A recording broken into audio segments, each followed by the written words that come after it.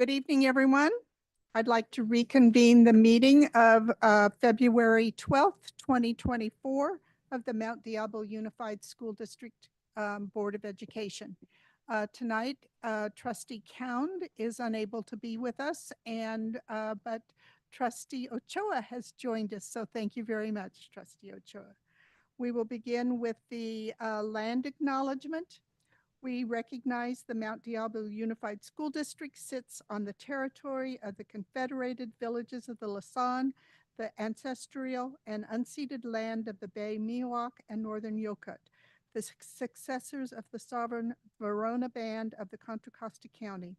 As members of the Mount Diablo Unified School District community, it is vitally important that we not only recognize the history of the land on which we learn, but also we recognize that the land we inhabit and learn on is the ancestral land of these people who are alive and flourishing members of the Mount Diablo Unified School District and the broader Bay Area communities today. Please stand for the Pledge of Allegiance. Pledge allegiance to the flag of the United States of America and to the republic for which it stands, one nation, indivisible, with liberty and justice for all.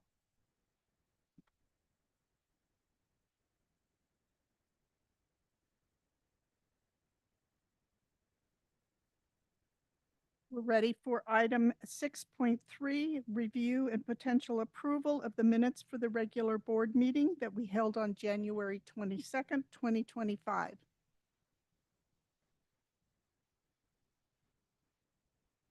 I move that we approve the minutes. I'll second that. We have a motion by Trustee Nzewe with a second by Trustee Mason. Is there any discussion? Trustee Ochoa, how do you vote? Yes.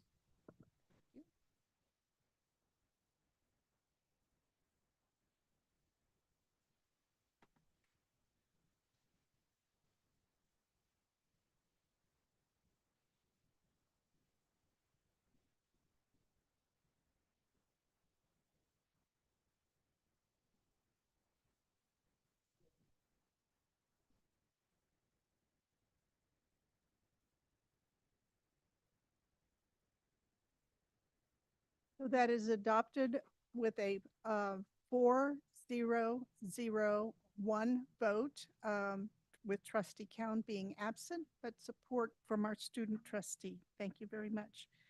For the next item on the agenda is 7.0, report out of action taken in closed session. Sorry, Madam President, 6.4. Oh, I'm sorry. That's all right. Maybe oh yes, approval of the agenda. So, Madam President, I have a slight adjustment I'd like to make. I would like to take item 15.11, which is on the consent item, and I would like to move that and make that item 8.0. I move that we accept the agenda with the changes suggested by the superintendent. Second. So we have a motion to approve the agenda with a amendment, moving item 1511 to 8.0. And there, Mason made the motion and McDougall made the second. Trustee Ochoa, how do you vote? Yes. Thank you.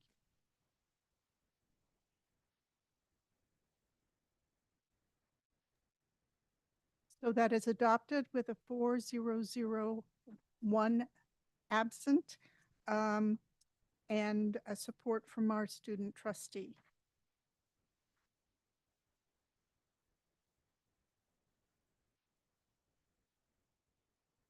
Seven point zero is the report out of action taken in closed session. 7.1, under negotiations, the board received information on that particular topic. On 7.2, which is discipline.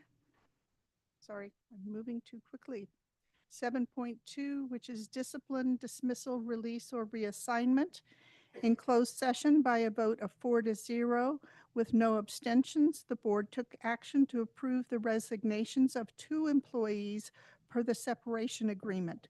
The board voted as follows: in favor, Mason, Mayo, McDougall, and Nzewi. Trustee Cound was absent. For 7.3, which is conference with legal counsel, anticipated litigation. The board met in closed session with legal counsel to discuss the matter of anticipated litigation, significant exposure to litigation pursuant to Government Code 54956.9B by a vote of 4-0 with no abstentions. In the matter of GM versus Mount Diablo Unified School District, the board approved a settlement agreement up to the stipulated amount. Voting in favor were Mason, Mayo, McDougall, and Nzewi, with Trustee Cound absent. And item 7.4, liability claims.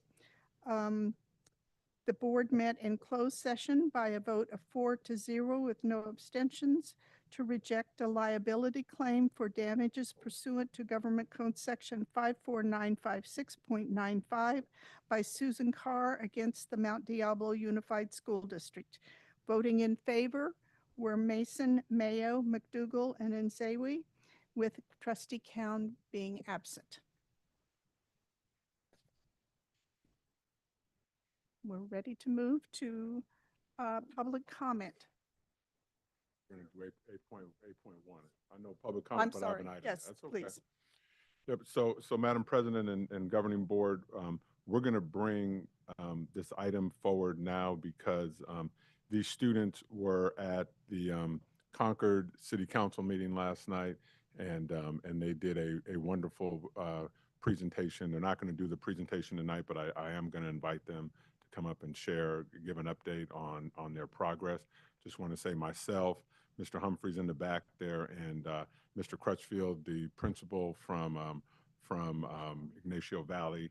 We were all in attendance, and we're always blown away by these students. So again, I want to bring the students, and I'm seeing shirts that says Project 212. So that who you, is that the name?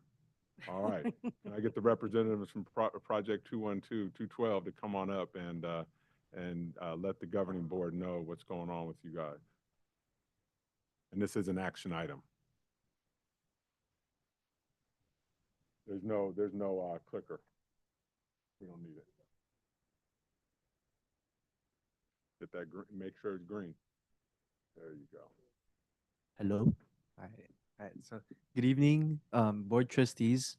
For those of you who don't know, my name is Justin Latorre. I'm a senior at Ignacio Valley High School, and I'm also the proud president of Ignacio Valley High School's Invent Team.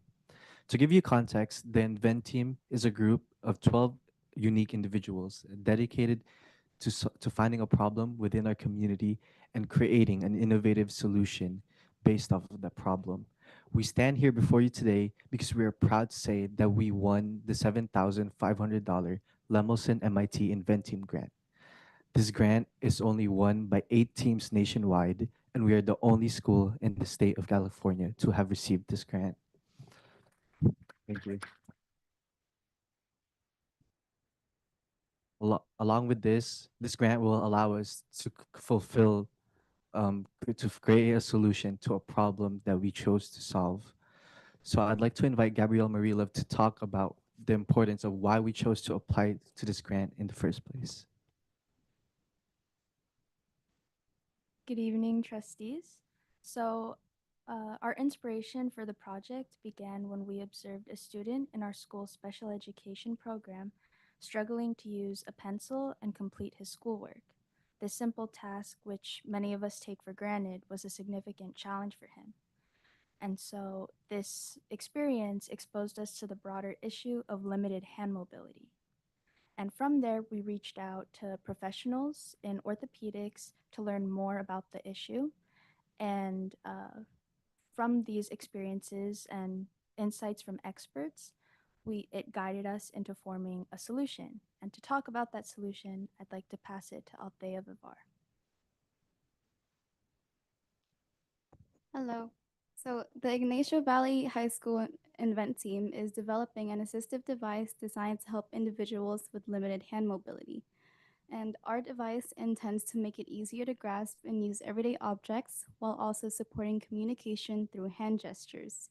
And with this device, we are working towards a more inclusive world with accessible assistive technologies. We believe this opportunity. Oh, by the way, my name's Anaya Taylor. Nice to meet you. We believe this opportunity will become one of the most important and transformative experiences in our lives. The chance to explore and learn about the world outside of the state of California will help to shape our perception and worldviews because we know innovation doesn't happen in isolation. By allowing us to take part in this career shaping journey, you'd be taking part in shaping the identities of maturing young adults. Thank you.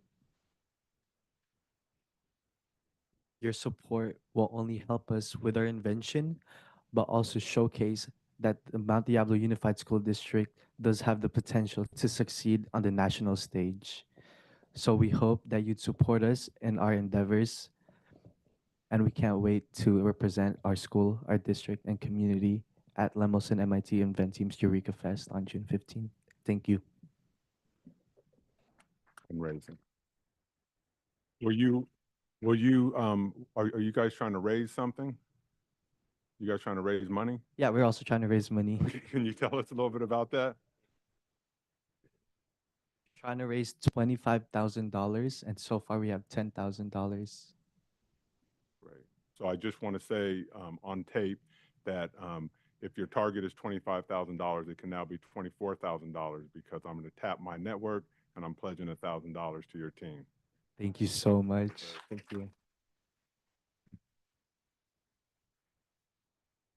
So, Madam, And- And if a community member wishes to make a donation, how do they contact you?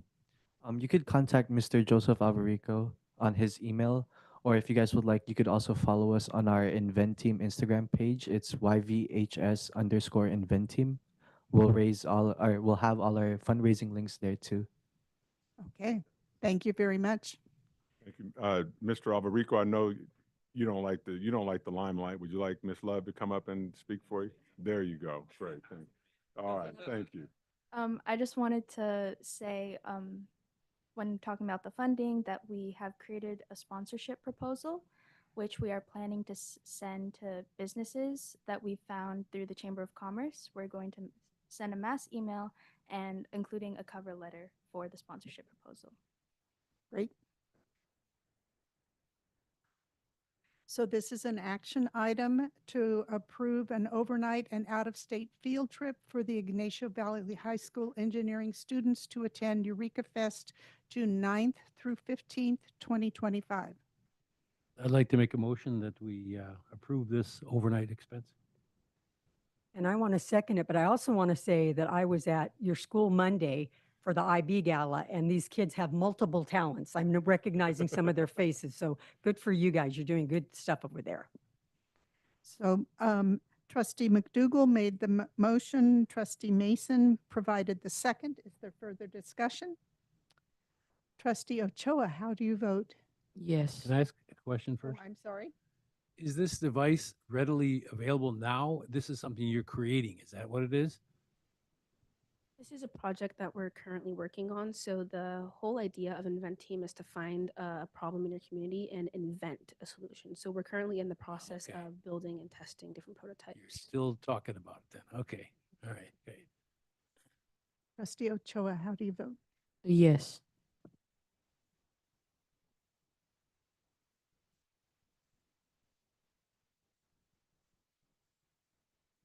All right. So this is adopted on a 4001 vote with Trustee Cowan absent, though I'm sure she would want to be here for this vote, and support from our student trustee Ochoa. Congratulations. All right, that's wish you two the nights best. out, okay? Let's go get some sleep and go do that homework, all right? Oh, that's right. All right. Thank you, sir.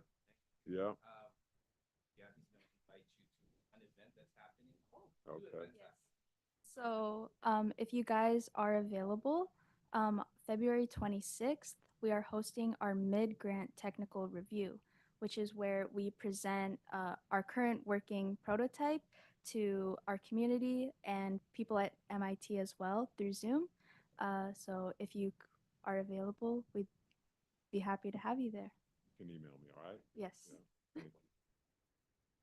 That's all right. And another event that we'd like to invite you guys to is on behalf of our Project 212 robotics team. We'll be showcasing our robot on March 5th around 5 p.m. at our school at room S2. So we also see you there to see so you guys can see our solution for a different type of competition. Thank you. March 5th. Thank you, and you all are dismissed. Have a great evening, okay? Thank you. Thank you.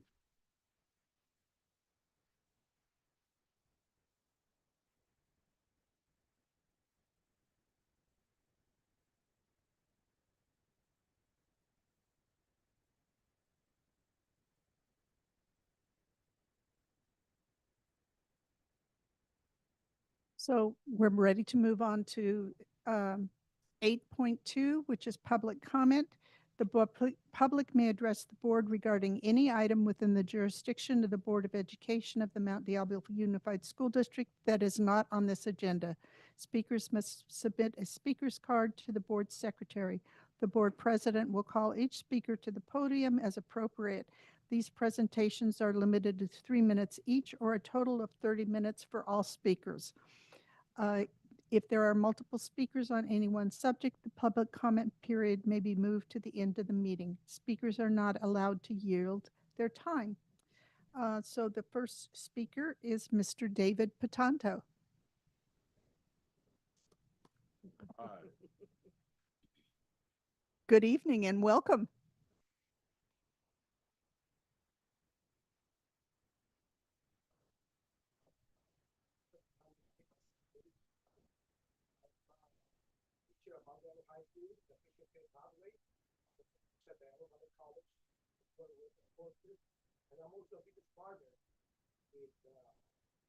Also a business partner with the district, having these interns with me here, paid by the way. Um, but the reason of my visit today here is you can see we're wearing a vest, kind of very discreet, but it's actually a vest that it will give it to us after we actually achieve a 25-hour course that we took with the City of Concord Police Department, Office of Emergency and Volunteer Services. I want to say thank you to the City of Concord Police Department because in the last couple of years, they've been facilitating these trainings that are free, and they also provide equipment to the students to be prepared for emergencies. Um, that's the first reason to come and tell you guys that we are very thankful with the City of Concord Police Department to do all this on behalf of the students. We have at the day more than 70 students already graduated from the class. Some of you were witness of the first class that was at Mount Diablo High School. Now we went to Ignacio Valley High School now to do a class, and now we're trying to move forward to Concord High and to Northgate and to what the other one?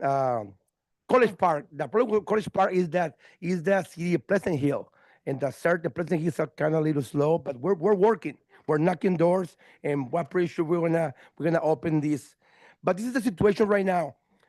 The students at this point, honestly, know more in safety preparedness than some teachers and some administrators, and that's why I'm here right now.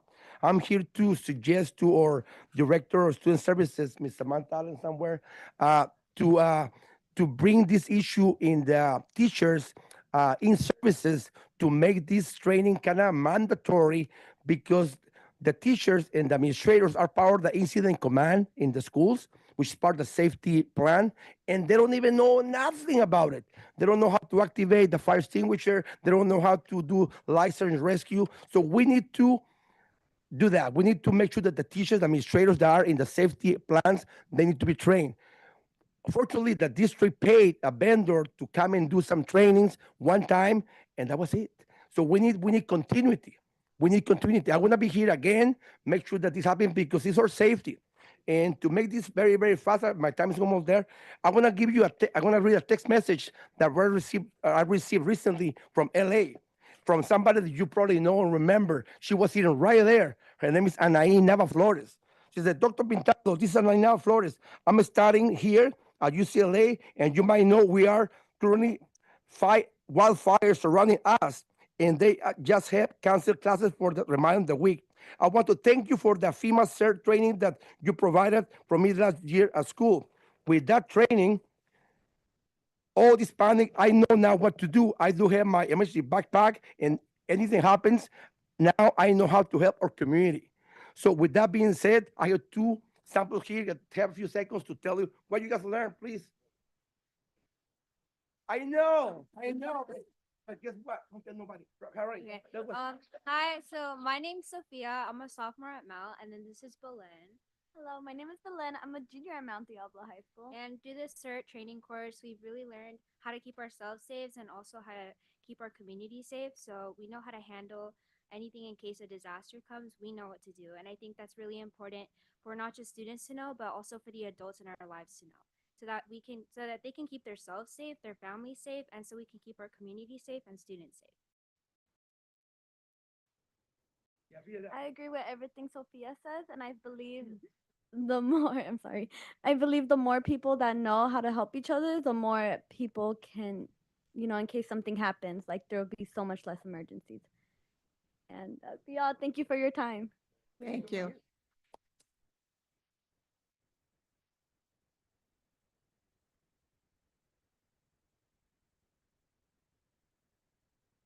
Our next public speaker is Elena Halverson.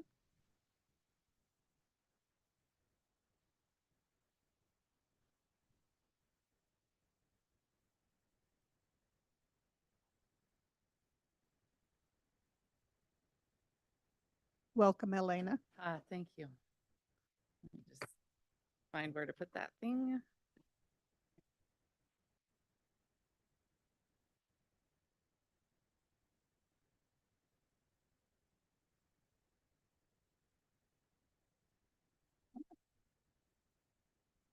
Okay, my name is Elena Halverson, and I am here today to address the Bancroft split. We have lived in the gray area known as the Bancroft split area since 2012, specifically off of Smith Lane on Litwin Drive. My address is within the Bancroft Elementary School District. The majority of the kids in the small area went to Bancroft Elementary. My son, Joaquin, started at Bancroft in kindergarten and has been with the same group of kids up until this year, his 8th grade year at Foothill Middle School. They endured online schooling during the pandemic with his Bancroft friends and families. When Joaquin was in 5th grade, our family went through a major change. I suffered a spinal cord injury and was in the hospital for 2 months. Joaquin's stability was provided by the Bancroft community and the support of his classroom. At risk of sounding dramatic, which I am right now, I want to point out that when I was reviewing my just-in-case plan the day before surgery, I insisted with my family that my kids stay in my home and environment they know for consistency. My wish was that everything possible be done to keep them in a stable environment with as little change as possible. This wish stands tall today as I look at the possibility of drastic changes for his school environment. As he and his younger sister face the reality of a new life with a paralyzed mom, his friends, the Bancroft community were there, and the Bancroft community were there. Emotionally and intellectually, he has continued to thrive despite these drastic changes at home. He moved on with his same group of kids to Foothill, where he expanded his circle of friends while staying close to his original crew of Bancroft friends. Joaquin has also found community in the local swimming pool and club. Many of his positive role models and coaches are and were students and swimmers at Northgate. He dreams of swimming for Northgate. He has maintained exceptional grades throughout his academic career. He is well liked by his peers and teachers. This request is not only for my son, but my daughter Elizabeth, who could be in this same situation again in 2027. We were assured that the split was fixed years ago, but we are here again asking that it be fixed. Therefore, I'm asking why the original fix to the double split feeder pattern problem is again lopsided, specifically in the Bancroft Carriage Square area with a 90-10 split. Sorry about the tears. Okay, Thank you for sharing your story. thank you.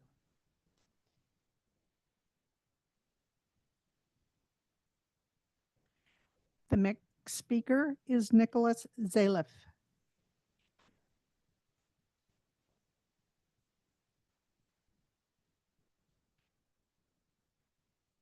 Welcome, Nicholas. Pull it down. There you go. Hello? Okay. Stay close to it so we can hear you. You hear me? Mhm. Good? Okay. Good evening. My name is Nicholas Zeliff, and I'm an 8th grader at Foothill Middle School. I live in the Bancroft Split neighborhood. The cohort that I've been with since 1st grade will continue on to Northgate, while 8 of us, including me, have been denied that opportunity. At Bancroft Elementary, I made a strong bond with people that I am still friends with today. At this critical time in my life, when social connections guide us through the hardships of high school, it'd be difficult to go to a separate school than my friends. I feel that Northgate will put me on the right track to being able to achieve my goals. I am in 2 bands, jazz and symphonic. I have also attended marching band workshops at Northgate. I was really hoping to play alongside bandmates that I have played with for over the past 5 years. Additionally, the school that I am zoned for does not offer a German language program, and German is a language that I've been wanting to learn for a very long time. In conclusion, I would like to ask the board to look into why, for the first time since the 2018 vote on the Bancroft split cohort, 8 of us got left behind. Thank you for your time. Thank you. We appreciate your comments.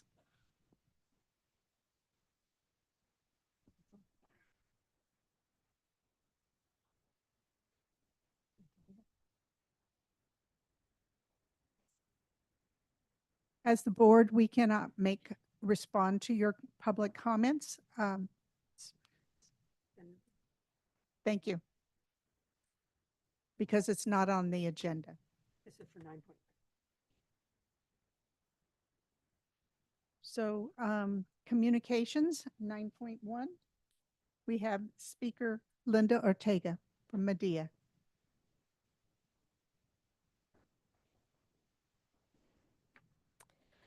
Good evening. First of all, I wanted to mention the 2 young ladies who came from Northgate. I'm sorry, from Mount Diablo High. I was one of those when I was growing up. So I learned from the American Red Cross. So I was excited to see that that still continues. Good evening, Trustee Dr. Clark, members of the audience. First of all, I want to thank Trustees Mayo, Mason, and McDougall for attending the El Costa School Board breakfast last Saturday.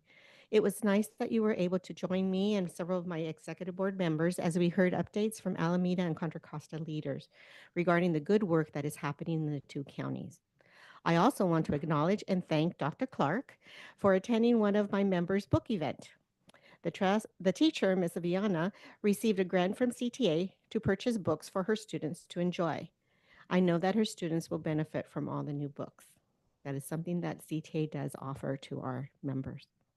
On another note, I just wanted to give you an update. The number of adverse working conditions submissions have increased since my last report. There are now over 90 plus submissions. I have heard from one of our teachers that her students now come to school dressed in layers as they come to expect that the temperature in their class will vary. This has become the new norm for our students. My members are still waiting to hear from the district when will this HVAC systems be fixed. I also have noticed in today's school board agenda, which I have here, that there are over 23 educators resigning or retiring. This is just what is in this agenda. I know there will be more to come. My concern is who will be replacing these educators? I have brought this up with Ryan Sheehy, the interim chief of HR, and we both know that we need educators in our classrooms. My hope is during our negotiations between Medea and the district that the district's team is considering how they will attract and retain educators. Finally, I want to share a conversation that I had the other day with a district manager. During my conversation, I was told that I needed to be nice to another district manager during a meeting that required me to represent a member. First, I thought this person was just being funny. But then later I thought, really? I need to be nice to a district manager? How many times have I brought to the attention of HR administrators or district directors how my members have been mistreated by a site administrator? And I am being told to be nice? As president of Medea, it is my job to represent and speak out on behalf of my members. If an administrator is being disrespectful, then I will respond. Trustees, you know me by now, and when that happens, you know that there was a reason I had to speak out. I will not tolerate when one of my members is being disrespected or yelled at during a meeting. This is never acceptable. Thank you. Thank you.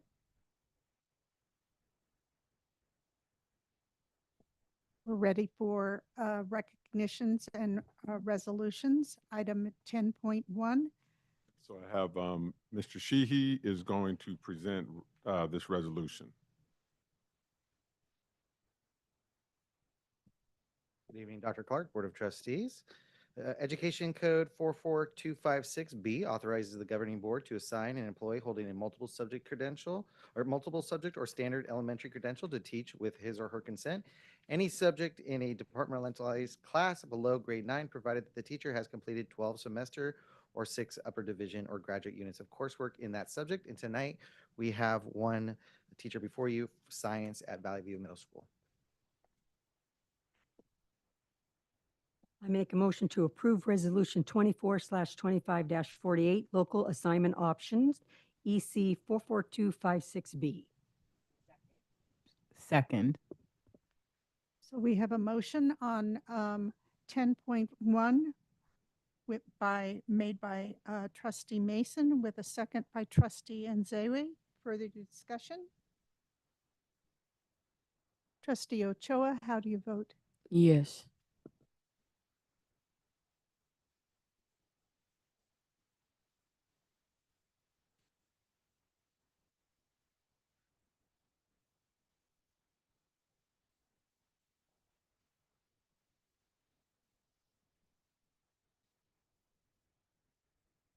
So that motion is adopted on a 4-0-0-1 vote, with Trustee Cowan being absent and support from our Trustee Ochoa. Thank you. We're ready to move on to 11.1. I got it. We're going to have Ms. Viana come up and present this next item. Welcome. Hello. Good evening, Dr. Clark, Madam President, and Board of Trustees. The Human Resources Department is bringing for the board's review and potential approval the appointment of Christopher Hansen as the Assistant Director of Maintenance, Operations, and Facilities. Prior to joining Mount Diablo a year ago, Chris had several years of experience working in the field of maintenance and operations, as well as previously working in a similar role at the San Mateo Foster City School District. Over the past year, he has been overseeing the operations of Mount Diablo. And during this time, Chris has managed and coordinated the district's custodial, security, and operations programs.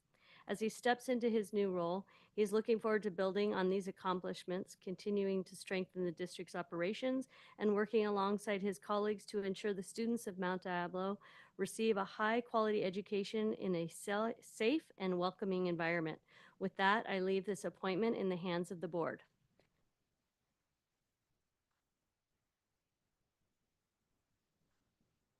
I'd like to move for approval. Second. So we have a motion to approve the appointment of Mr. Christopher Hansen by Trustee McDougall with a second from Trustee Nzewi. How do you vote, Trustee Ochoa? Yes. Give us a moment.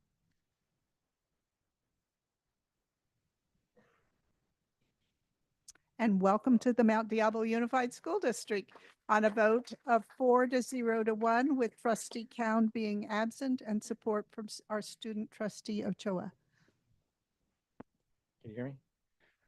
Dr. Clark, esteemed members of the board, I'd like to thank you for the support with me in this new position. And it's a top priority of mine to ensure that the students receive a high quality education in a safe and welcoming environment.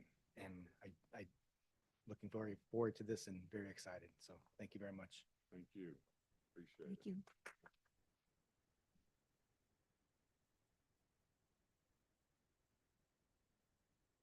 The next item on the agenda is reports and information. Dr. Clark, Yeah, item so 12.1. Yep, 12.1. Tonight, we are going to get a report on a new feature that's involved in our dashboard.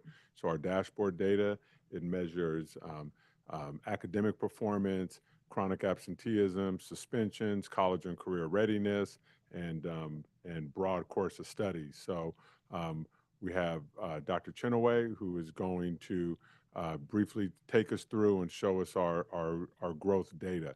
I want to preface this that we have lots of work to do in our district, not just the administration, but our teachers, classified staff, everyone. We need to work together to impact our student outcomes. And you're going to see some data in here that we are not extremely proud of, but we need to continue to keep our eye on the prize and keep striving for excellence with our young people. So with that, take it away, sir. Thank you.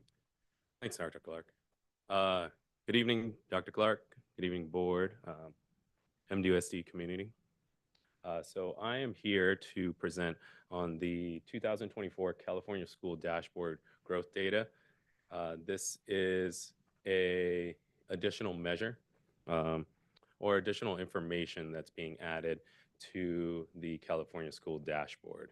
So just as a lot of things that, everything that kind of drives our services, our LCAP goals, our 5 LCAP goals, and even our accountability system, which is the California School Dashboard. And so if you all recall, in about December, there was a release of the California School Dashboard, this accountability system that measured the progress and performance of our district and schools, and it used kind of a gauge to determine that. So it was based off of our status, which was our performance from the previous year, and our change from the year before that.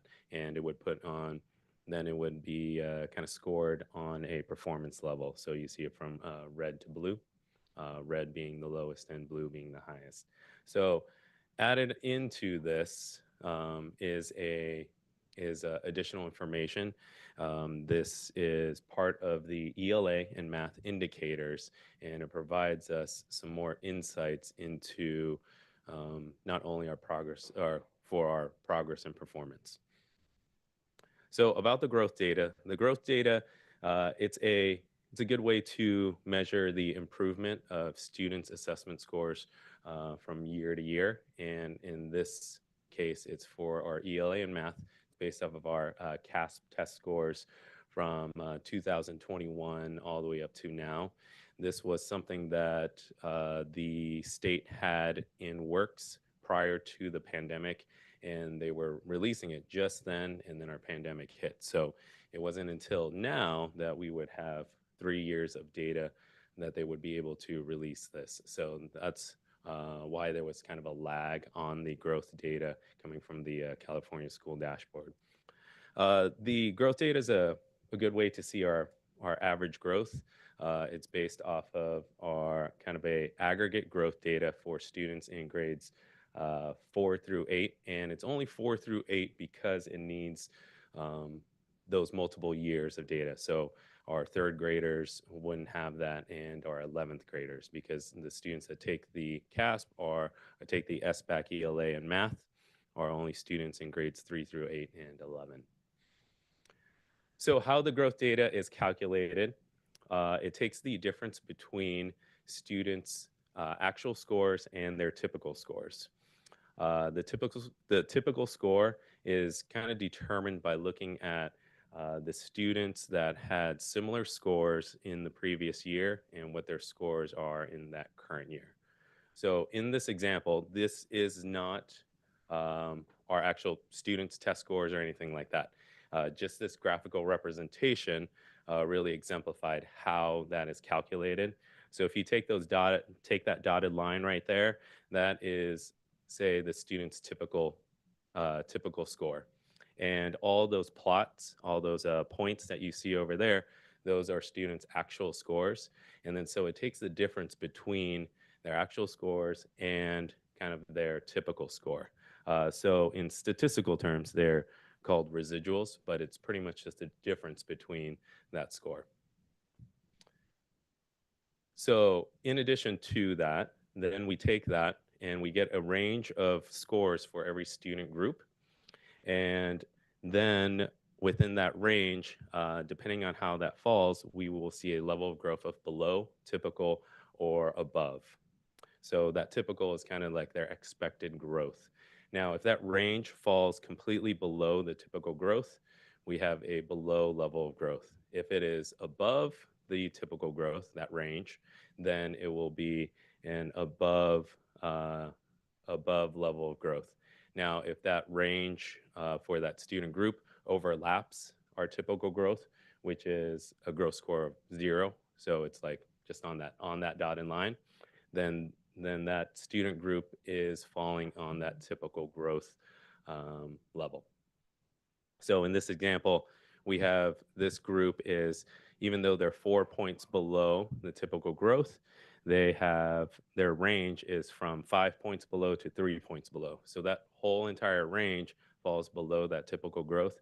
So they will be categorized as having a level of growth of below. So now taking a look at our growth data for MDUSD, as you can see, that example was actually our English language arts growth. So you see this was based off of a number of students with 10,195 down at the bottom. And those students, we had a growth range of, it was from that example, 3 to 5, and so it was 4 points below. So we were below the typical growth students in our overall ELA. Breaking it down by all our student groups, because that's how we kind of do our reporting, that we want to be able to look at each of our student groups, not only by demographics, but by programs.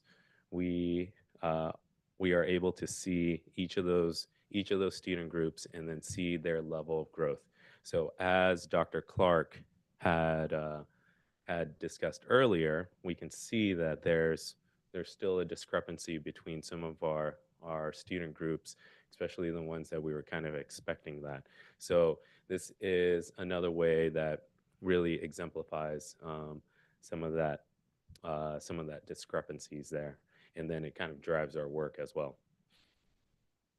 So you can see the student groups that are falling below typical growth, the groups of students that are in typical growth, and the ones that are above. As for our math, for our growth data, based off of 10,148 students, we had the 0 points for our right on for our typical growth. So we were, for our students in math, this was falling in that level of typical growth. However, when you look at our student breakdown, our student groups, you see the number of students that are below our typical growth, our one student group in the typical growth, and the student groups in the above typical growth. So you can see we have, as Dr. Clark said, we have a lot of work in both our ELA and our math. This is something that we continuously do. And then even in our reporting and doing our data analysis, we are incorporating growth data to better see how our students are progressing, and also how it is kind of broken down for our different student groups, so we can not only see their performance, we can see their progress, we can see their growth. And thank you. And normally I say have any questions, but I think I left that out. So no questions. Looks like But I'll take questions. Mr. McDougall has a question. Ms. Where'd you go?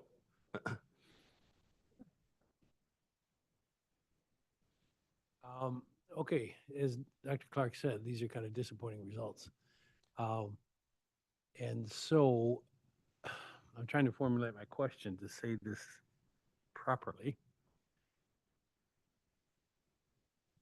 How do we change this? That's like the $1 million question, right, Dr. Clark? That we always face every single day. Yeah. Yeah, well, I mean, this, you know, just so you know, Dr. Chenaway, he is our data person. So if we were going to ask how we change this, it really is a combination of everybody, right? It's our curriculum department working with, working with our special ed department, working with our multilingual department, working with our MTSS department, working with our teachers, working with classified staff. It really does take everybody. This afternoon, we were in a 4-hour meeting with the California Collaborative of Educational Excellence, and this is the work that we do with them to guide our professional development, to guide our assessment system, to guide our one day, hopefully, we can look at our grading practices and things like that. But there's many factors that go into this, and so when you see updates for professional development, things that we're doing with TNTP or things that are happening at the site, these are specific actions that we're doing. But you can visit any one of our classrooms and you can see what our teachers are doing in the classrooms to work on these numbers. So anyway, long way to say we are working on it, but it really does start in the classroom. Yeah, and this data that I presented is kind of our summative data. It is not only just our end of year data, it is kind of the culmination of multiple end of year data. So what we do is we really look within our year as we kind of track our progress and be able to make incremental changes within that year. So a lot of what Dr. Clark said, a lot of these programs and actions, strategic actions that we have in place are during that school year, and we make those adjustments, and we look at much more informative data that we can do that. So this is really like an autopsy at the end of year after a couple years. So Okay, I'll have to admit I'm new at this, and I've only been to like 3 or 4 meetings, but you have presented before, and I'm just wondering how you measure those statistics that you're putting up there from that last meeting I saw you at to this one. Is there some testing that's done? Is there some evaluation that is made? How are you getting those figures? So these figures are coming from the state. So this is based off of our California School Dashboard. This is all of our data that we either send to the state that it's reported. In this regard, it was our CASP test scores. So it's our a CASP SBAC test scores. our SBAC, ELA, and math that we take at the end of every single school year, and then they're taking that data and doing this type of analysis for us. And I am here presenting it and explaining it. And then also we share it out to our sites so that they're able to understand it and communicate out to their families when they see this, because this is our main accountability system through the state. Now, there's a lot of other data that's within our district that we work with consistently and on a daily basis to kind of drive our practices. So, but we also use this data as well. Trustee Nzeri? Thank you. Is the growth data on the dashboard only available by district, or did they do a statewide? Is there like a statewide typical? I believe there is a statewide. I don't You need to know what it is. I was Yeah. just curious. But it was just shared out. It was just released not too long ago. I think at the end of January. So we have it on for our district and our for each of our schools, and it's an additional measure within the ELA and the math indicators. So you've only had it for like a few days, literally a couple weeks, maybe. I'm curious. So you haven't had time, but I wonder if you've looked at other districts and for all of the groups that fall below typical for us, like that's not unexpected. It's like Yeah. always as it is. And I'm curious if you have come across other districts for whom it's completely the opposite, or just way better. And also, if anyone, there was an article at the beginning, today's Wednesday, so it must have been Monday, in EdSource about Compton Unified and the amazing strides that they've made over the past few years. And so now I'm like, I'm gonna go look up their growth, their growth data. And in the article, it explains the strategies that they took. So you might look for that. But I don't know what my point is. It's just it gets old that that it's always like this. It's not new to 2020. This isn't a touch screen. 1, 22, 22, 23, 23, 24. It's not new. It would have been the same even if this had been if they'd analyzed the data in this way before the pandemic. It would have been the same. So we're like doing the same things over and over and getting the same results. So that's my point, I guess. Yeah. So part of some of my work too is that to compare with say neighboring school districts.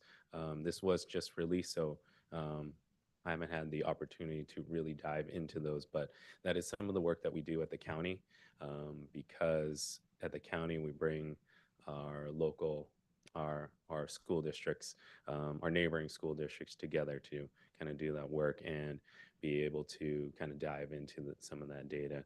But this is commonplace out of just looking at multiple school districts at a glance, as you can see, as we've all kind of experienced over the years, that it is very commonplace. But it doesn't mean that we don't have the practices and the programs in place to kind of meet those challenges and face any barriers that they may have. And that's the work that Dr. Clark has mentioned that we continuously do, and to see kind of that incremental growth, even though it might not be displayed in our overall kind of summative data.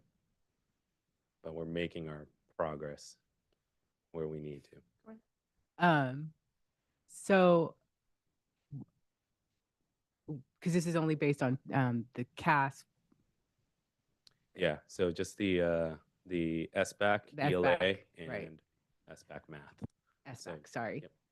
I would be curious, like, because you like numbers and crunching them. I would be curious what this would look like if we took all of our assessments into account and not just those.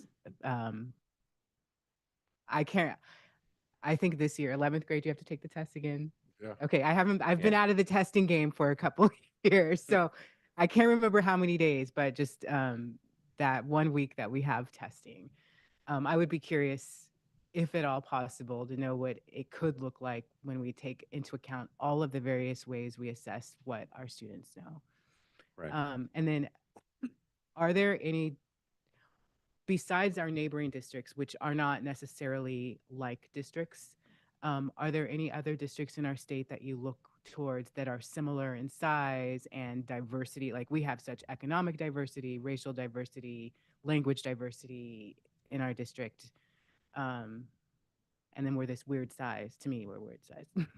Yeah, so that is part of the work that I do, and then the state does provide some tools that they are not as a state, but there are some tools where they are getting much better at, and it's very helpful for us, where they can kind of isolate school districts that are very reflective of our own, say in size and demographic and context, even though they may not be just in our neighboring like state or anything of that sort, but to provide us some insights into that. So if there are improvements that are happening there, then that's something that we would be we would be looking into and seeing kind of what works over there and what's kind of not working for us. And yeah. We do this work regularly. We compare ourselves with like districts and similar districts in size, demographics, things of that nature. We are continually looking at these things. But again, until everyone is working together, you know, it makes it extremely difficult. And that's what I've worked on with the team for the last several years to try to get us all aligned with our goals, with progress, with making sure that if we're using formative assessments, that everyone's administering them, and then what we actually do with the data. And that's something that is a continual struggle that we work towards, but we are confident that with persistence and support that we can get there. And that is, you know, as he explained, this is a summative assessment, so this happened last year, but the most powerful assessments are those formative assessments that we're giving throughout the year so we can see where our students are so that we can adjust instruction and see where they got it figured out so we don't need to waste time on this, or maybe just a few students need to work on this, differentiated instruction. All of those are things that contribute to this. But again, we we work extremely hard to try to serve all of our students, and we know with the standardized with the one shot a year test that we have some student groups that are struggling heavily, and as an administrative team we are working on that, but we need our partners to engage. Thank you. Thank you. Yeah. Thank you. Next item is 12.2, the review and acceptance of the 2010 Measure C audit report for the fiscal year ending June 30th, 2024. Dr. Clark. Yes, I have Mr. Vargas here, and he is going to present these two audit financial and performance audit reports. All right, good evening. Thank you, Dr. Clark. So as Dr. Clark said, I'll be doing a presentation on both reports, but they're two separate items that you'll act on. So moving into the presentation, just an overview of school bond audits. If we issue out general obligation bonds, they usually are to fund capital projects, facilities, technology, or safety improvements. Proposition 39 lowered the voter approval threshold for bonds from 67 to 55%, but that required accountability measures, and so we must conduct an annual audit. And so there's a financial audit which verifies the financial reporting and spending, and then there's a performance audit done. So that evaluates the effectiveness and the efficiency of the bond-funded projects. And then just part of the audit process and the public accountability, we have independent licensed auditors that do our audit. And so it is our auditor that was here, I think at the last board meeting, Nigro and Nigro. He would have been here today, but I'm doing the presentation in his replacement. So we contract out with the CPA firm and with firms that have government auditing expertise. We report to the board as well as our bond oversight committee, which will be done next week, to both the Measure C and Measure J CBOCs. And then if there are any audit findings, those are made publicly. Again, the Citizen Oversight Committee will review the compliance piece, and then if there are any issues, we must correct those and report those out. And then I put this part in because the last time Jeff was here, he kept talking about an unmodified opinion. And so just as a reminder, it's a clean audit resulting or indicating no major financial misstatements or compliance issues. So just this table just basically shows the financial analysis of each of the bonds. So Measure C, you can see the total revenues and expenditures. Just know that we have spent out the entirety of Measure C. And then Measure J, you can see the revenues and expenditures. And of course, that's ongoing. We still have $55 million to issue out on Measure J. And then moving on, Jeff wanted me to point out a couple of notes in the audit report. So if you look at note 1 of each of the audit reports, it's basically talking about the accounting policies that the audit firm went through. And you can see those outlined on this particular slide. And then moving on to summary of note 3, Jeff wanted to also point that out. It talks about in Measure C how much was approved in 2010, again, what the funds are used for. It talks about the bond repayment and the structure, and then it also has a table of the repayment schedule, and these are all the highlights from that particular note. And then for Measure J, same kind of information is provided within that audit report. I thought it was pretty interesting in putting this PowerPoint together. I know that we've issued out 95 million, but if you see that the Series B issued, and if you look at the audit report, it shows us with an outstanding debt of 75 million. So in doing this, the 20 million has already been paid off. So that was something that came to light while putting this together. And again, it just shows the repayment schedule as part of note 3. And then there's another section of the audit report. And basically, it just talks about that NIGRO and NIGRO conducted the audit in accordance with the government auditing standards. It talks about the performance audit report and kind of the objectives, the scope, and the results of their testing. The auditors tested $17.8 million in expenditures. There were no audit findings, and they would, if Jeff was here, he would say he had unmodified opinion. So unlike Ray, I have a slide that says questions, not thank you. Trustees, do you have questions about Measure C or Measure J? Okay. So we have 2 action items. The first would be 12.2, which is review acceptance of the 2010 Measure C audit report for June 30th, 2024.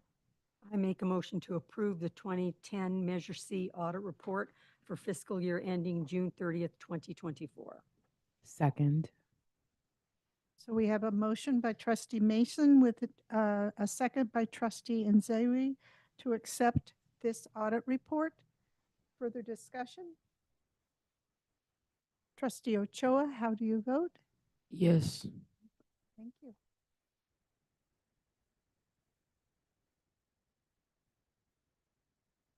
That is adopted on a 4001 vote with Trustee Cowan being absent and support from our student Trustee Ochoa.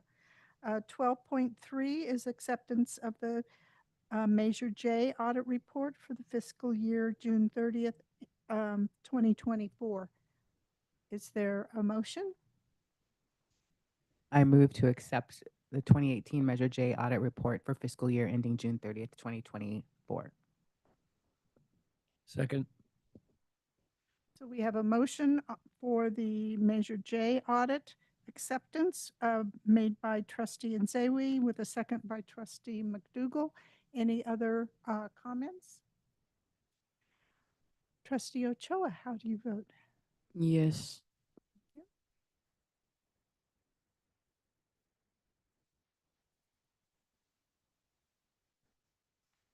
And the Measure J audit is accepted by the board on a 4001 vote with Trustee Cowan being absent and support from Trustee Ochoa. We're ready for 13.1, board member reports. So let's start with Trustee Mason.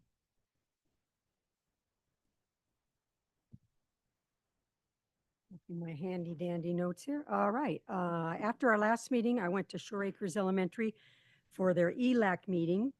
There were a lot of parents there, over 20, maybe over 30, a lot of parents. And they had a presentation from our adult ed program about the different things that they offer. I went to the Parent Advisory Committee meeting where they did a really good job of easing the concerns of some of our parents about things that might be happening in our schools and assuring them that we have systems in place. I went to Rio Vista and watched the PBIS awards given out. And again, that school, it's standing room only. Whenever they do anything, the parents show up, they come out and support their kids. In case you don't know, that's Positive Behavior Awards. And they gave out a lot of them. And the kids were so adorable. They have it set up. They can get their picture taken in the back. So that was a good event. I went to YV on Monday for their IB gala that they had. And as I was saying, they had kids singing on stage. They had the band playing. Families got together. And it's a occasion where the students give the teachers awards I guess not awards, but more just recognize them for traits that are supported by IB. And then the teachers give them to the students and the students give them to the teachers. And I don't want to let Dr. Clark down. I want you to know one of the teachers there. I hired him when he was in high school. He's now a superstar in the IB program, Sam Garcia. He still lives there in Bay Point, right by me. And I only say that because I continue to see the kids that have gone to school here come back, give back to the community, feel rewarded for doing it. And I know scores aren't always what we want them to be, but we're doing some good stuff here. We're doing a lot of things here that I see reflected in my everyday life in the community. And one of the things that I always told my kids growing up, and then the young kids that work for me, is when you go out, you're not only representing yourself, you're representing your family, you're representing your community, and you're representing your school. So don't act up, because it'll reflect on all of those. And we had a very peaceful, organized walkout by our middle school students through the community of Bay Point with their concerns of their safety and what's going on in the country. And I cannot tell you, could not have been more proud of them. They represented themselves well. They represented their families, their school, and all of us. They were polite. They were thirsty. My husband was out there giving them water to drink as they went by, but it made me very, very proud of them to see stand up and in a polite and friendly way express their concerns with the community. So thank you. Trustee McDougall.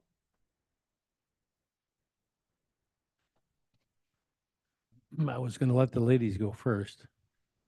Not here. No? Got to jump in. Okay. Well, I've been busy attending the continuing technical education forums that we've had, and Heather has been organizing these, and quite pleased to see all that's being done on the vocational training for our middle school and high school level students towards vocational trades and experiences. And so, been to 6 of these now, and I think there's one more, correct, Heather? Okay. So I'll be at that one as well. And it shows me that we have made some good progress. There's more progress to be made. And we can see that we do need to succeed at this if we want all of our students to be able to be capable once they graduate. I attended the El Costa breakfast the other day with Mrs. Mayo and Mrs. Deborah, and met several of our teacher union members. I thought it was very informative, and I appreciated getting this little gift. Linda, one of the kindergarten kids made this for the tables, and I was a lucky recipient. So putting it here to show it off. And I think that was a really enjoyable breakfast and informative session, so I was glad to go to that. I have recently had a second town hall, I call them, where the public gets to meet and the parents get to meet and talk about what's on their mind.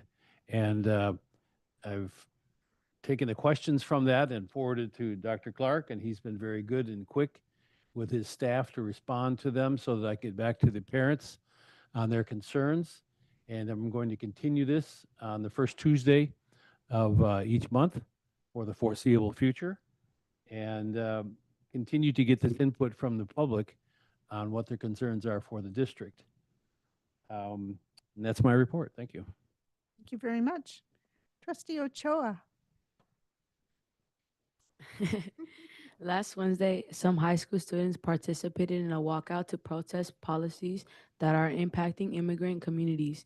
It was powerful to see students using their voices to advocate for change and stand up for issues that matter to them. I encourage all students to continue these important conversations about how to make an impact on their campuses and in their larger communities as well. As we prepare to become the next generation of leaders, it is important that we think about the ways we want to show up and influence the world we live in. Last Thursday, I attended the Mount Diablo Unified HBCU Fair at Mount Diablo High School. It was a great experience to explore different college choices and speak with representatives about the career pathways their colleges support. One of the most exciting parts were the pathways and colleges that they had to experience. Some students from across the district came together and even received on-the-spot college applications. Events like these give valuable opportunities for students and show the great things that happen in our district. Next week, I will be hosting a student focus group at College Park High School. I am looking forward to hearing from the students about their new experiences and continuing to represent students' voices in our district. Thank you. Thank you for sharing with us. It's a highlight of our meetings. Trustee Nzewi. First, this is not relevant except it's education.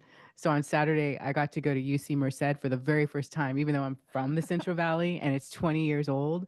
And I just want to it's just, I was excited way, 20 years ago that there's a University of California campus, in the Central Valley. And I went to an event, presented a workshop at an event. But it was just being a daughter of the Central Valley, the only, well, I guess Stanislaus, I guess that's considered the Central Valley. But Fresno State was just it as far as our public university system. So it was just neat to see where it is now and knowing what land is planned for the future and how big it will eventually be. So check out UC Merced. Happy Black History Month. And my child was at the HBCU fair, and I want to just thank, as I've reflected on her experience there, I want to thank the district for hosting that, because what I thought about is the on-the-spot acceptances and scholarships and stuff. And there's like all these colleges that none of us would have ever heard of because they're in the South or the East or Northeast. And our students would never have the opportunity to know of them. But also it gives every student the opportunity, if they I bet you some kids went because that was time to get out of class to go on a field trip, but to get to go and have someone say, oh, you could come to our college.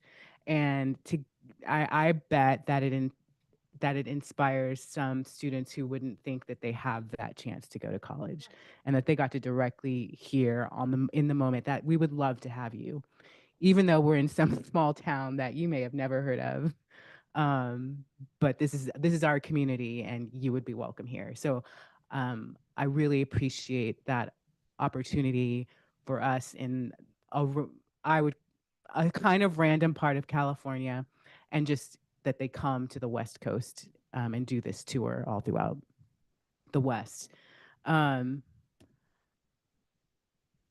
I I think that was all I had because everything I've done. Oh no, duh. Sorry, Miss Pappas will be like mad. I went to the Valhalla Multicultural Fair on Friday night. Cheat code: if you invite me on a Friday night, I can go to anything. Almost any other day of the week, I cannot go to evening things. But Friday night, I have no life. I'm yours. So I got to go to the Valhalla Multicultural Fair, which was a beautiful event. Countries and food from all over and performances from all over. So that was really quite lovely. And if you all have visited Valhalla, you know how exciting how it's such a happy place. And I learned more about Greece and her family and Greek culture because she is, as proud as anyone should be of their heritage. And she was as soon as I walked in the door, "Can I show you Greece?" I'm like, yes. And that was amazing. I loved it. And the families and the students, the children, yeah, it was a good way to spend a Friday night. Thank you. Oh, and the other cheat code is to put it on my calendar because I'm pretty transparent because it was like, when your calendar reminder pops up, because I forgot. It popped up on my phone. I'm like, oh, okay. Am I dressed? Yes, let's go. Put it on my calendar. It'll happen. Love your reports too. I want to thank Linda Ortega and Medea for the February 8th Al-Costa breakfast. It was a pleasure to share a meal with all of you and to learn more about CTA and the initiatives it supports. Our board secretary, Dr. Clark, has provided the trustees with a list of the 2025 high school, the alternative high school, and adult education and bridge graduation dates. Please provide me with your preferences, at least one comprehensive high school and one other graduation, and I'll coordinate all of our participation in the graduations.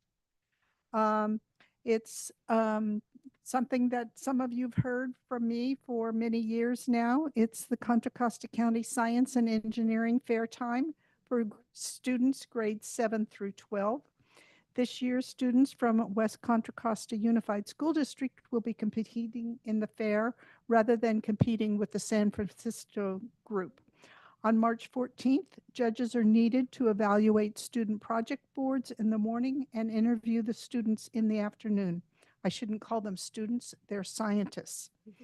The day begins at 7 a.m. for the judge volunteers and concludes about 3 p.m. No one has to be an expert in science. You just have to have a passion about science and our budding sciences. This is a gateway fair for students to participate in state science fairs and the international competition. And this Contra Costa County Science and Engineering Fair has had winners at the international competition level since its inception. So if you are interested, please visit www.cccSEF.org or contact me and I'll be happy to enroll you. It's also this time of year when our parent clubs and PTAs are holding their gala events to raise funds for their schools. If you are a community member, donations for auctions are welcome, or even buy a ticket and enjoy the festivities just like you did when your children were enrolled. Check out your local school's website. I'm sure you'll find information about the events that they're holding. So that concludes my report. Dr. Clark, we're ready for your report. Oh, I have just a brief report tonight. First of all, I just want to speak to the public and just say I know that I have sent out several messages through Parent Square. Again, just reiterating our ongoing commitment to ensuring that all of our classrooms, all of our school spaces are safe and welcoming places for staff, for students, and for community members who interact with our schools. And so, I live this each and every day, and it is at the foundation of what I believe in and how I lead. But I understand that some members of our community or parents or students, they need that reassurance. And so I'm happy to provide that reassurance for them. And so we will continue to operate by our goals, which we share at every single opportunity that we have. Other thing I just want to briefly talk about is when we go out and visit our schools, our priority is our students.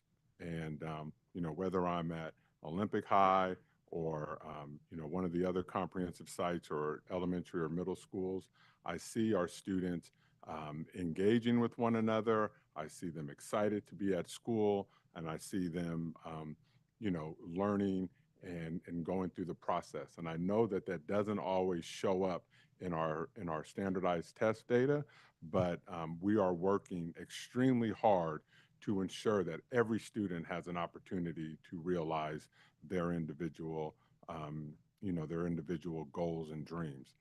I want to give our food service. I see Alex here this evening, who runs our food service program.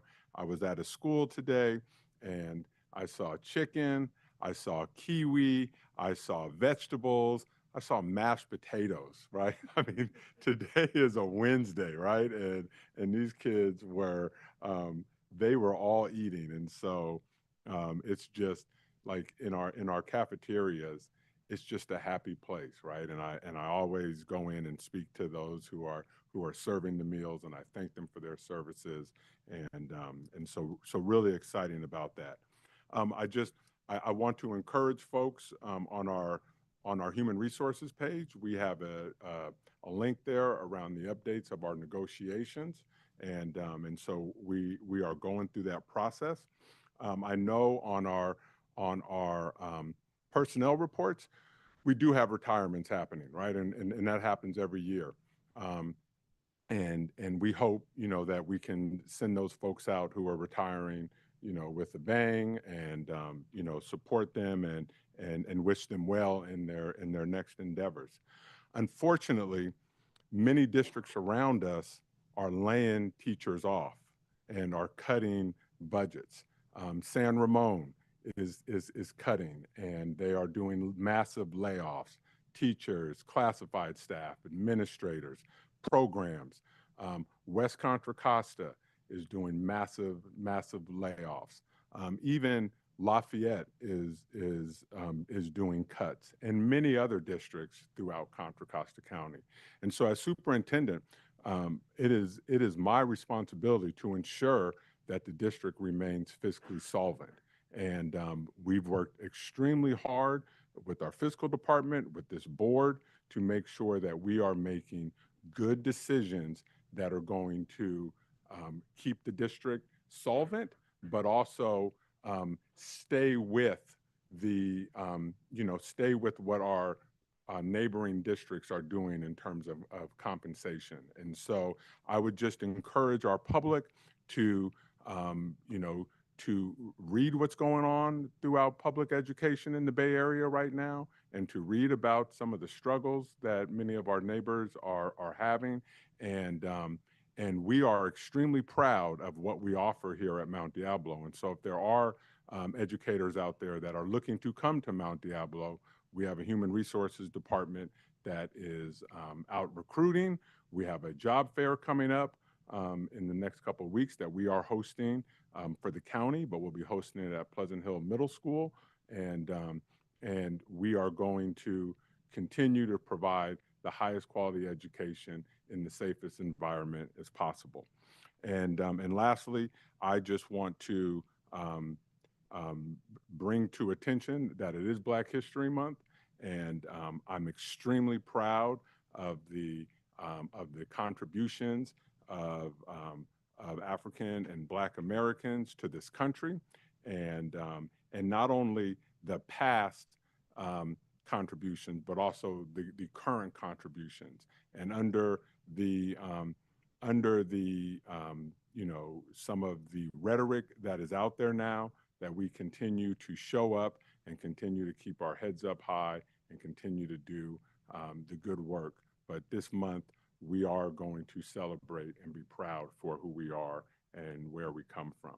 And so with that, just want to thank this board for your leadership and for your direction, and also just again reiterate to our parents that their children, their students are our number one priority. And I understand when you bring 29,000 students together, you are sometimes going to have conflicts. You are sometimes going to have policies that don't meet the needs of some people. You're going to have some situations that aren't perfect, and there's going to be some adverse situations that come up. But overall, we are always working to serve our customer, which is our students. So thank you, and that concludes my report. Thank you very much, Dr. Clark. We appreciate you. We're ready to move to the consent agenda. Let me read the preface, please. Items listed under the consent agenda are considered routine and will be approved or adopted by a single motion. There will be no separate discussion of these items. However, any item may be removed from the consent agenda upon the request of any member of the board and acted upon separately.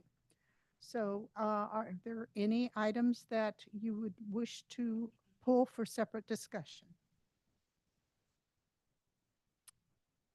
Right? I would make a motion that we approve the agenda as presented. Second. So we have a motion by trustee Mason to approve the consent agenda as presented, with a second by trustee Nzewi. Further discussion? Trustee Ochoa, how do you vote? Yes. Thank you.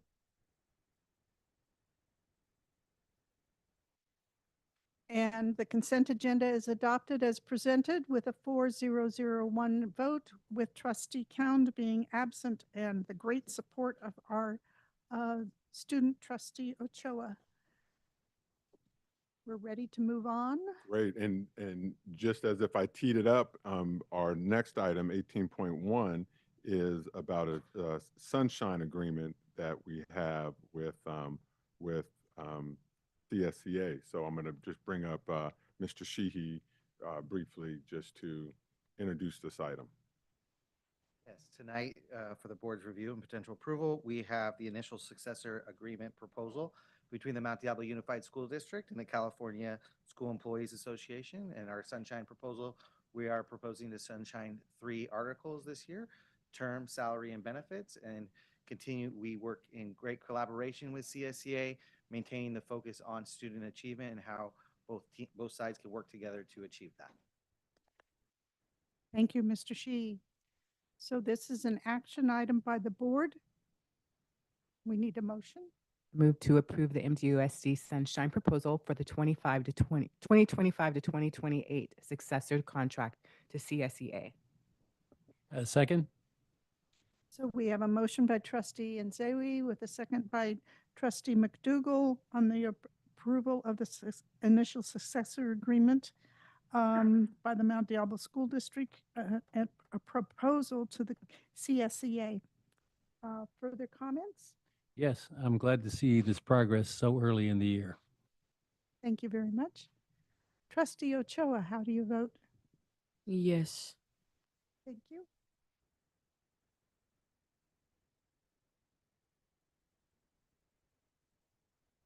And that is adopted on a 4-0-0-1 vote, with trustee Count being absent and support from trustee Ochoa. 18.2, review and potential approval of the 23-24 accountability report cards. Yes, and before Dr. Chenoweth starts, I forgot the last time he presented to put in my very strict time limit. So you went over some of that time on the last one, so you got to make it up here. All right. So only 7:30. Okay. All right. I'm just here to present the SARCs All for approval. Is that sure enough? Dr. Clark, we always talk about that. He's all, keep it short. All right, so good evening, Dr. Clark, board, MDUSC community. I'm just here. There's no presentation or anything. This is just to approve of the school accountability report cards. Just in general, it provides background information about schools and students, summarizes missions and goals. Sorry about that. Mission and goals, school safety plan, demographics data, climate and learning information, academic data, school expenditures, class sizes, fiscal and expenditure data.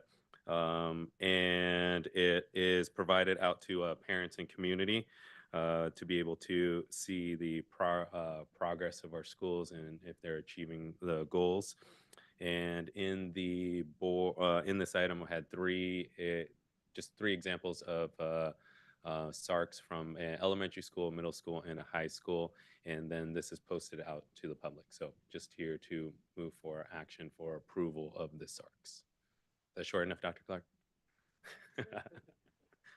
I'm about to move it, but is it when it's posted publicly, but is it proactively shared with the school community? Like, does Rio Vista parents and school and staff and faculty get this, or do we So go all look for sites it? will have a place on their websites that will have the SARCs available and then that information. And then also I forgot to mention that sometimes the SARCs have data that is updated. So when that data becomes updated, we update those SARCs. So sometimes we get some updated data, say in the springtime. Say for example, we have translations of the SARCs that happen a little bit later, and then we add those to it. It's a living document It's almost like a living document. that lives on each school's website. Yeah, and then for it's easy it's kind of connected access. to our district website as well. Yep. I move to approve our 23-24 school accountability report cards. I'll second that. So we have a motion by trustee Nzewi and a second by trustee Mason. Is there further comments? Are there any further comments, I should say? Hearing none, trustee Ochoa, how do you vote? Yes. Thank you.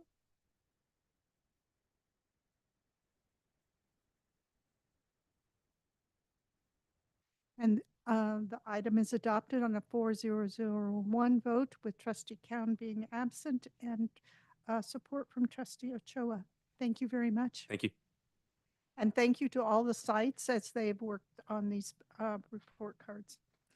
18.3 is the review and approval of revisions to the Mount Diablo Unified School District Board Governance Handbook. Yes, so Madam President, I just for the board's information, I'm bringing this forward because over the last year or so, we've updated many of our board policies, and so many of those are reflective in our handbook, and so the handbook had been out of date. Didn't have the new trustees' names in it, didn't have our updated LCAP goals in it, things like that. So we haven't made any drastic changes to it, but I did want to bring it and present it publicly in this meeting. It is for info. I know it says info action, but with trustee Cowan not here, we would probably want to wait on that. But during the time being, if there are adjustments or questions that trustees have between now and our next meeting or the meeting after that, then I'm happy to take any direction from the board on how we can do that. But anyway, I'll turn it over to you to lead the discussion. Thank you.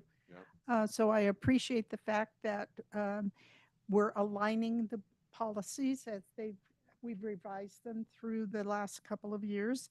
And the board goals are also included in it. Are you comfortable with the presentation? Do you want to form a subcommittee to look at it? Or do we want to bring it back and have a discussion with when trustee Cowan is here? I would just say that trustee Durkee and I were working on it right before 2020 hit, and it's consistent with what we were putting together. It just needs to be updated. So I'm comfortable with it, but I'm also comfortable waiting for trustee Cowan to be here to have her input. I'm also comfortable waiting so that we all have a say in it. Trustee McDougall? I was glad to see the policy on visitors was updated, and I know we had some inquiries from the public on that and the teachers. So that looks like it's going to answer those questions. So we'll plan to put this on a future agenda when trustee Town is available.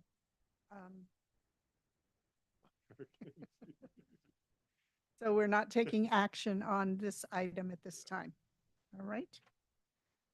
It will be brought back on a future agenda. 18.4 is information. Dr. Clark? Yeah, it's a first read of changes to board policies and administrative regulations. This is from June, so again, we're catching up. We're making progress, but these are June, so they'll come back. And 18.5 is again some more updates for board policies. But that is from December, so we're Right. really are. We're getting close. The public, if you ever want some enjoyable reading at 2 o'clock in the morning that'll put you to sleep, please review our board policies, right?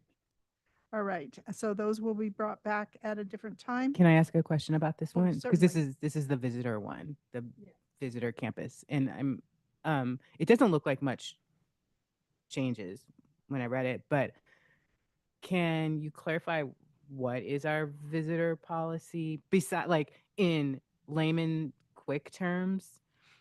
Tell me what type of visitor? A visitor, like I've gone to read in a classroom. A visitor, Yeah, well, I guess it's a visitor who's just a regular person going to read in a classroom. So I think I can go because I'm technically an employee. yeah, so you are a board member. All of you are fingerprinted, and you guys have IDs, and we work out processes so you all can go visit schools. So these visiting schools basically comes into three buckets, right? So you're a parent or you're a community member and you've been invited by a teacher to come and read in a classroom or to come and view a presentation or an assembly or something like that. You're just going to be there once, and you're going to always be with somebody, right? And obviously walk into the office, but you're never going to be alone with kids. You are not required to be fingerprinted at that point. Now, we've had some internal, But you're allowed to come. but you're allowed to come. Yeah, as opposed to a classroom volunteer who's there every week. La-di-da-di-da. Then the second group is we do have volunteers that show up every week, do maybe do supervision duty, help stuff folders in classes, things like that. They would be required to be fingerprinted. And then the third group is if you are going to go on a field trip and you are going to be alone with kids. So sometimes how some of our field trips work out is we'll take a group of students to the exploratorium. The teacher will find a spot in the middle of the exploratorium as the meeting zone, and then parents will take groups of 5 or 6 kids to go and visit the exhibits. All of those people must be fingerprinted because they're going to be alone with our students. Does that kind of make sense? So again, we want to be, and we understand sometimes the parent gets a day off or something like that, or has a moment, or there's a relative visiting and stuff like that, and they want to see what their students are doing. We understand that desire, but our ultimate goal is not to put people through, going and getting fingerprinted and doing all these things, but our ultimate goal is to keep everyone safe. And if we have folks who haven't been vetted and have open access to our campuses, that's not okay. So we take this extremely serious. Does that answer your question? Absolutely. Thank you. Okay, the final item on our agenda at this point in time is the review and potential selection of 2 candidates for the 2025 CSBA Delegate Assembly.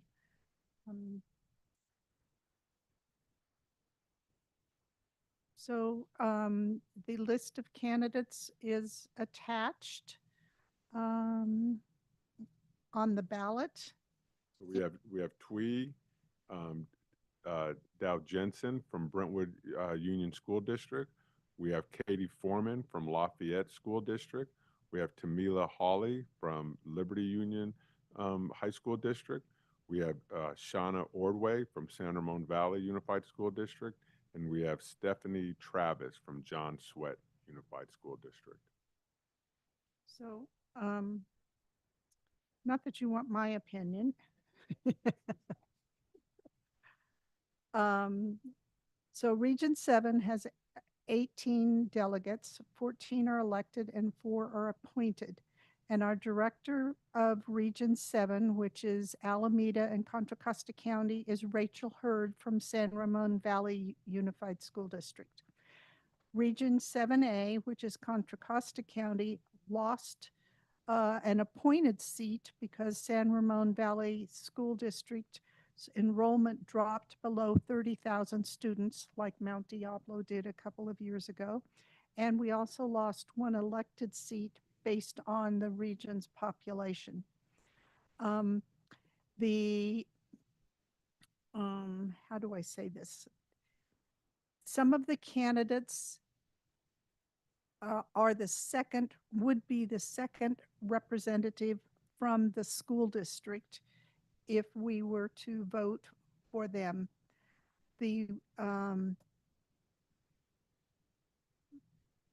My recommendation would be that we vote for Twee Dow Jensen from Brentwood, because that Brentwood would only have one representative, and Katie Foreman would represent Lafayette and be the only representative.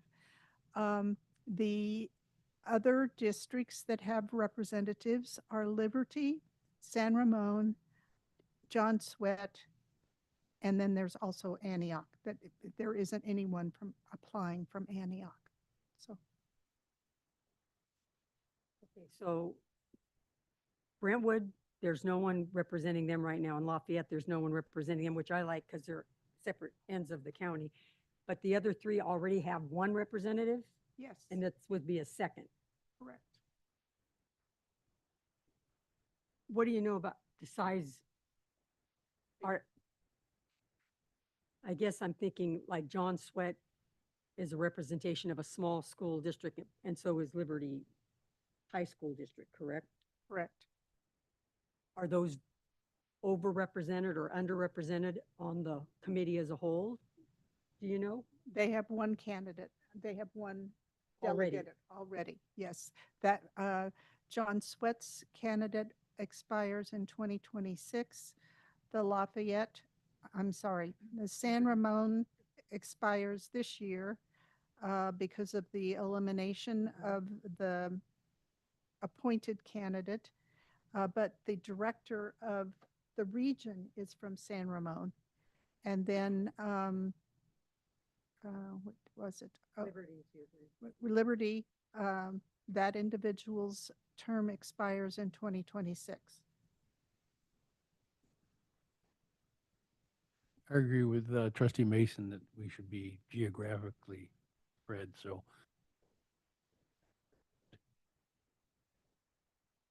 Excuse me, Lafayette represented, and so that's what I would agree with.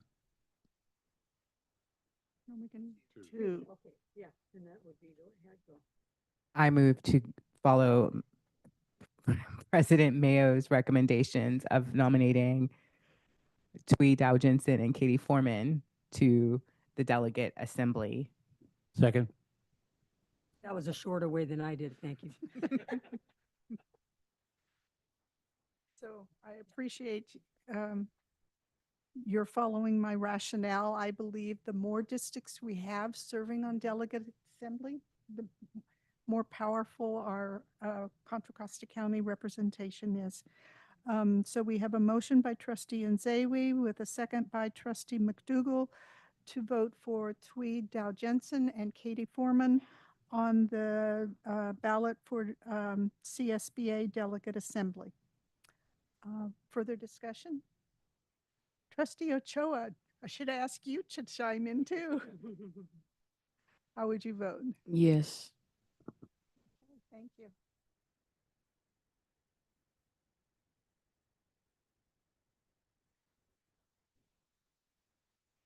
And that motion is adopted on a 4001 vote with Trustee Cound being absent and with the support of Trustee Ochoa. We don't need item 20.1. We're finished with 21.1. Are there any future agenda items that the board would like to consider? Just the items we're going to bring back. Thank you. All right. I think everybody's anxious for me to adjourn the meeting. I will adjourn the meeting at 7:47 p.m. Thank you very much for attending.